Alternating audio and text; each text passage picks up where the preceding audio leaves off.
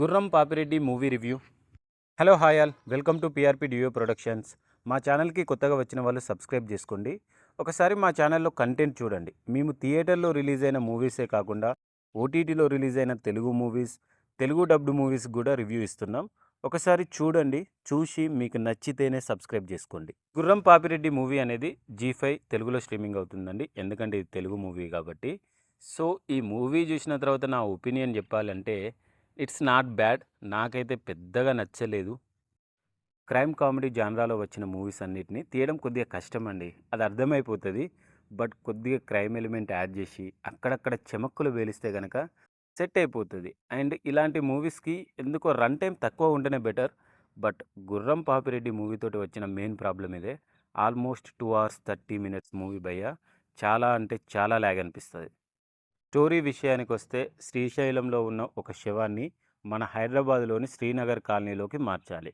అది ఎందుకు మార్చాలి, మార్చిన తర్వాత వచ్చే కాన్సిక్వెన్సెస్ ఏంటి, ఆ శవానికి ఉన్న ఒక రాజవంశీయులకు అంటే ఒక 3 రాజ్యాలు ఉంటాయి, కళింగ, బాలిక, చెరి అని, వీటికి ఉన్న సంబంధం ఏంటి అనేదే ఈ మూవీ. సో మనం ఇలాంటి ప్లాట్ పాయింట్ తోటి చాలా మూవీస్ వచ్చి ఉంటాయి. ఎందుకంటే కొంతమంది ఫేక్ ప్రిన్సెస్ లాగా యాక్ట్ చేసి ఆస్తి దుబ్బేద్దామనే ఒక ఐడియాతో వచ్చిన మూవీ. సో ఐడియా వరకు మనకు కొద్దిగా బెటర్ అనిపిస్తుంది తప్ప ఆ ఎగ్జిక్యూషన్ అనేది చాలా ల్యాగ్ అంటే ల్యాగ్ ఉంటుంది.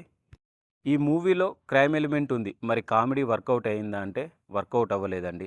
చాలా చోట్ల ఫోర్స్డ్గా నవ్వుతాం తప్ప మరీ పెద్దగా చెమక్కులు అయితే పేలలేదు ఏమి అందులో. ఈ మూవీలో చాలామంది కమెడియన్స్ ఉన్నారండి. ఈవెన్ బ్రహ్మానందం గారు కానీ, లేకపోతే యోగిబాబు గారు కానీ, రాజా కసిరెడ్డియా వాసిరెడ్డియా అతను కానీ, వంశీ కానీ, మొట్ట రాజేంద్రన్ కానీ చాలామంది ఉన్నారు కమెడియన్స్. బట్ ఏ కోశానా కూడా కామెడీ అనేది వర్కౌట్ అవ్వలేదు. సో ఇక్కడ ప్రాబ్లం ఎక్కడ వచ్చింది అని అంటే రైటింగ్ దగ్గరే ప్రాబ్లం వచ్చింది. స్క్రీన్ నిండా కామెడియన్స్ ఉన్నారు, బట్ కామెడీ వర్కౌట్ అవ్వట్లేదంటే మెయిన్ డ్రాబ్యాక్ రైటింగ్. పర్ఫార్మెన్స్ విషయానికి వస్తే నరేష్ అగస్త్య ఉన్నంతలో బెటర్గానే చేశాడు. బట్ ఆయనకి ఎందుకో కామెడీ జానరా వర్కౌట్ అవుతుంది అని అనిపించట్లేదు. అండ్ ఫరియా అబ్దుల్లా, ఆమె జాతి రత్నాలు ఎక్స్ప్రెషన్ నుండి ఇప్పటి వరకు ఎక్స్ప్రెషన్ మార్చలేదు తెలుసా. సీరియస్లీ చెప్తున్నా, ఆమె అన్ని మూవీస్ చూడండి, మత్తు వదలరా 2 చూడండి, మిగిలిన మూవీస్ చూడండి, ఆ ఎక్స్ప్రెషన్స్ కానీ అవన్నీ కానీ సేమ్ ఉంటున్నాయి. సో కొద్దిగా యాక్టింగ్ నేర్చుకోవాలేమో. ఇక సెకండ్ హాఫ్లో బ్రహ్మానందం గారిని పెట్టి తీసిన కోర్ట్ రూమ్ డ్రామా అయితే జాతిరత్నాలకి స్పూఫ్ అనిపిస్తుందండి. ఆ స్టూపిడిటీ కానీ అది చెప్పాలంటే చాలా దారుణంగా ఉంటుంది. మీరు కూడా చూడండి, చూసి మీకు ఎలా అనిపించిందో చెప్పండి. వంశీ గారు ఉన్నారు కదా, first day first show movie నుండి వచ్చిన వాళ్ళు. సో ఆయన ఆ మూవీ నుండి ఈ మూవీ వరకు అయితే నన్ను నవ్వించలేకపోయాడు. సో మరి ఆయన చూసుకోవాలి, రైటింగ్ దగ్గర లోపమా యాక్టింగ్ దగ్గర లోపమా కానీ నాకైతే ఆయన కామెడీ వర్కౌట్ అవ్వట్లేదు.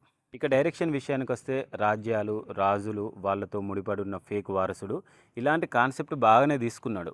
బట్ దాన్ని ఎగ్జిక్యూట్ చేసే విధానంలో మాత్రం సెకండ్ హాఫ్లో పూర్తిగా దారి తప్పిపోయాడు. ఇంకొక కామెడీ ట్రాక్ ఉంటుంది భయ్య, అదైతే చాలా విసుగు తెప్పిస్తుంది. ఈ మూవీ జీ5లో తెలుగులో స్ట్రీమింగ్ అవుతుంది. అండ్ నో అడల్ట్ కంటెంట్, ఫ్యామిలీతో చూడొచ్చా అంటే చూడొచ్చు. That's it for the review అండి. ఇలాంటి మరిన్ని మూవీ రివ్యూస్, అప్డేట్స్, రికమెండేషన్స్ కోసం మా ఛానల్ని సబ్స్క్రైబ్ చేసుకోండి.